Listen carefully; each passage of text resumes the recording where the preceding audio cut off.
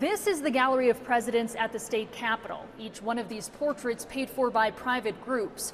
Former Republican Senator Kevin Grantham raised $10,000 through a GoFundMe campaign to have President Trump's hanging years ago. A crowd of bipartisan supporters cheered when the portrait was unveiled back in 2019. We had a lot of celebration and a lot of supporters of the president were present. It was all a celebratory mood. Grantham led the GoFundMe efforts and was also on the advisory committee who approved the portrait. He was surprised to see the president's post on Truth Social calling it distorted and implying that was intentional. Well, it caught me a little off guard. I know Sarah. We've talked many times, and listen, this is a artist with a great reputation.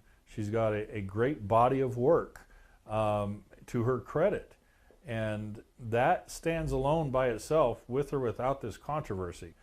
If I remember correctly from a prior conversation, she's also a Republican and a Trump supporter. The idea that anything was done with ill intent, I don't think is correct. But ultimately, Grantham sides with President Trump. I would kind of probably feel the same way he does. If I don't like it, I don't want everybody else looking at it either. And President Trump getting what he asked for. The executive committee of the Legislative Council directed staff to take the portrait down and be stored at History Colorado, while House Democrats released a statement saying, in part, if the GOP wants to spend time and money on which portrait of Trump hangs in the Capitol, then that's up to them. Grantham said he spoke with Governor Polis about potential options for the current portrait. Although it's ultimately up to the advisory committee, he suggests it be returned to the artist. At the Capitol, Cheerson Susel covering Colorado First.